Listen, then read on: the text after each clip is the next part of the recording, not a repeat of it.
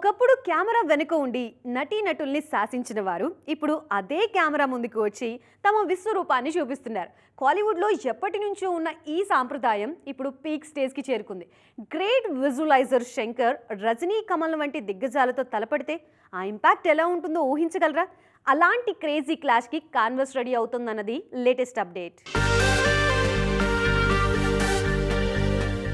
తమిళ చిత్రసీమలో దర్శకులు తెరపై మెరవటం కొత్త విషయమేం కాదు.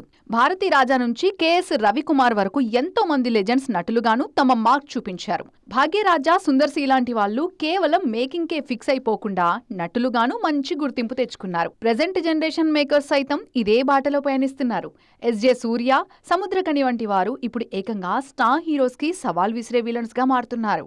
తాజాగా సెన్సేషనల్ డైరెక్టర్ లోకేష్ కనగరాజ్ ఏకంగా హీరో అవతారమెత్తుతుంటే గౌతమ్ మీనన్ లాంటి వారు మోస్ట్ వాంటెడ్ యాక్టర్స్ గా పేరు తెచ్చుకుంటున్నారు. ఇప్పుడు విజువల్ వండర్స్ క్రియేట్ చేసే శంకర్ పేరు హాట్ టాపిక్ గా మారింది. రజనీకాంత్, కమల్ హాసన్ కలయికలో రాబోతున్న భారీ మల్టీ స్టారర్ లో శంకర్ విలన్ గా నటిస్తున్నారన్న న్యూస్ ఫిలిం సర్కిల్లో సెన్సేషన్ సృష్టిస్తోంది. సెల్వరాఘవన్, శశికుమార్ లాంటి దర్శకుల బాటలో శంకర్ కూడా తనలోని నటుని బయటకు తీయడానికి సిద్ధమవుతున్నారు. మెగా డైరెక్టర్ నటుడిగా మారుతుండడం కోలీవుడ్ లో కొత్త అధ్యాయానికి నాంది పలుకుతోంది.